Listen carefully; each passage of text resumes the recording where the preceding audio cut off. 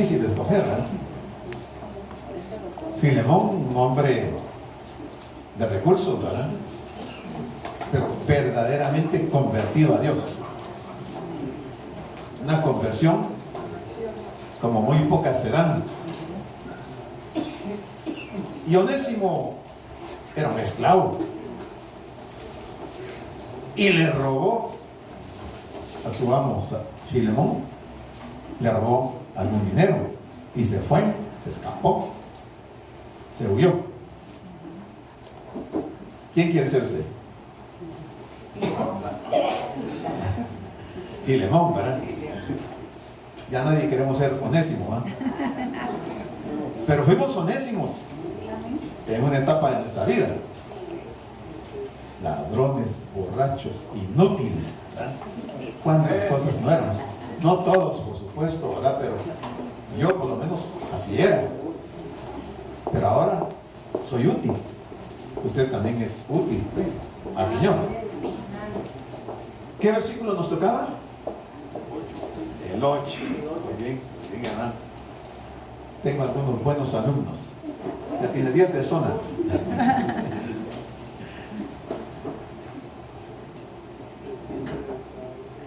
Vale. Ahí estamos con el versículo 8.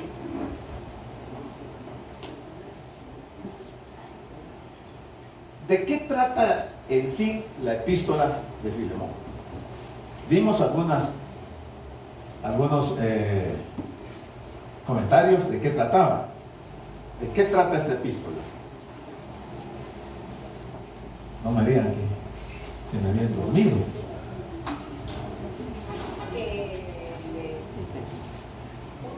Huye porque le robó a su papá y va a caer preso con Pablo. Entonces ahí Pablo cuando regresa a que vaya con su amo, pero dice que tiene que ir, tiene miedo él de regresar porque lo van a castigar. Entonces dice que lo va a mandar con una carta donde le va a explicar todo a Filemón para que lo trate bien, que ya sea y lo perdone. Doctrinalmente, ¿qué doctrina nos muestra aquí? La restauración de las vidas. Restauración, De las vidas. El amor, el amor, arrepentimiento, perdón, humildad. ¿Qué más?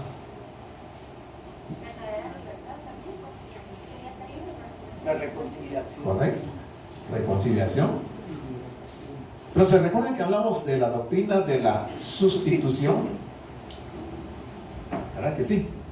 Y aquí vamos a ver el amor de Dios, el amor al prójimo, la sustitución, la muerte vicaria de Cristo, y vamos a ver el perdón y también una nueva relación que se da entre los hermanos luego de que se conoce a Cristo. Entonces el versículo 8 nos dice: por lo cual, aunque tengo mucha libertad en Cristo para mandarte lo que conviene. ¿Está siendo arrogante Pablo al decir que tiene mucha autoridad en Cristo para mandar? ¿Está siendo arrogante Pablo? ¿Quién era Pablo? Un apóstol. Y Pablo tenía la autoridad apostólica de poder ordenarle y mandarle a Filemón lo que debía de hacer. Y eso es lo que le está diciendo ahí. Aunque tengo mucha libertad en Cristo para mandarte lo que conviene. Y es que aquí vamos a empezar a ver algunas de las características de un verdadero apóstol. Que por cierto, les digo, en esta época ya no tenemos apóstoles.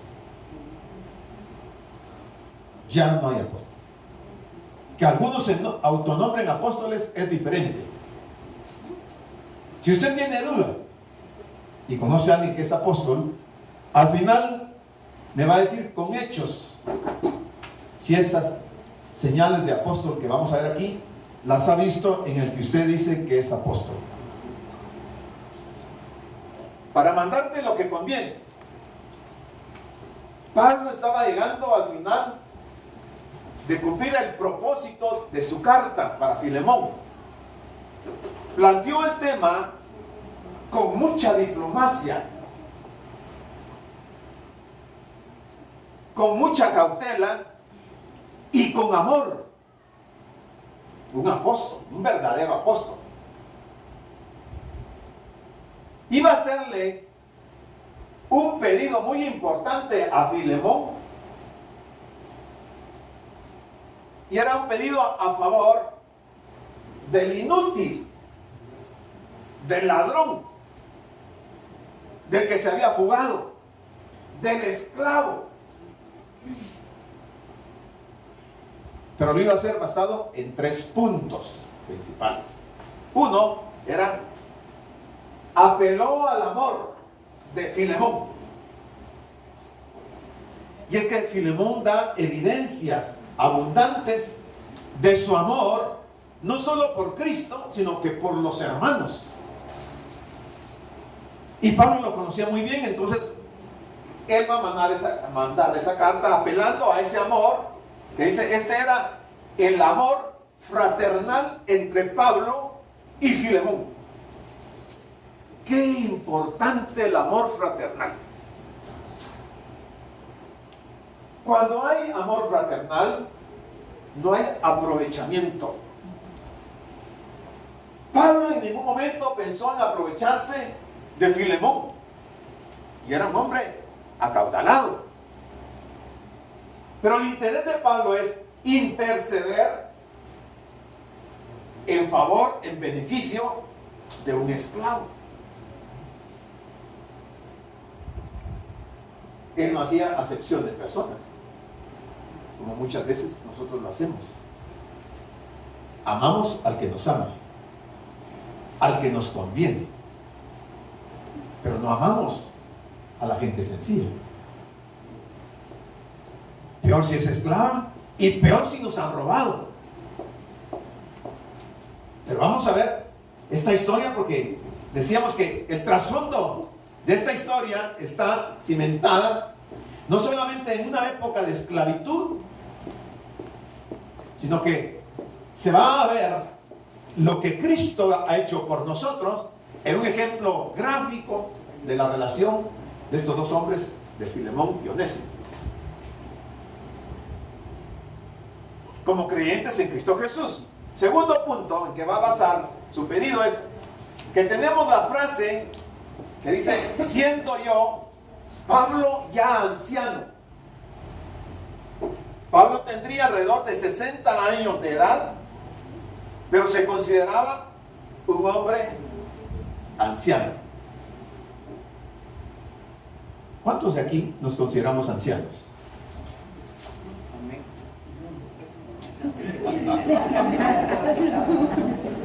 Solo uno. Conmigo 2. Todos que dijeron la verdad. 3. No nos gusta que nos llamen ancianos, pero fíjense que es un privilegio ser anciano. El anciano goza de sabiduría. Un joven no tiene la sabiduría, jamás tendrá la sabiduría de un anciano, porque el anciano ya pasó por muchas etapas de la vida, tropezó, cayó, se levantó y tantas cosas, y el joven todavía no ha pasado por eso. Entonces en el anciano hay mucha sabiduría. Me gusta mucho la cultura asiática, que valoran y respetan mucho a las personas de edad. En nuestro medio no. Hoy se han perdido muchos valores. Yo me recuerdo cuando yo era estudiante, cuando era joven, yo iba en el bus y cuando entraba un anciano, una anciana, yo le cedía mi lugar. Entraba una dama, le cedía mi lugar. Hoy los jóvenes, nada que ver. Han perdido muchos valores que son interesantes dentro de una sociedad. Cuando Pablo se consideraba un anciano, había sufrido mucho. Los que creen que hay apóstoles empiecen a notar. Pablo había sufrido mucho habiendo sido perseguido como misionero de Cristo. oído usted de los sufrimientos de Pablo? Sí, ¿va? ¿Queda algún registro de esos sufrimientos de Pablo? ¿Bíblicamente queda algún registro? Sí. ¿Dónde más queda registrado específicamente los sufrimientos de Pablo como misionero? Segunda de Corintios, capítulo número 11. Los que creen que hay apóstoles, apunten esto. Segunda de Corintios, capítulo número 11. Usted había sufrido mucho, había sido perseguido como misionero. Esas experiencias le habían avejentado y en ese carácter apeló a Filemón.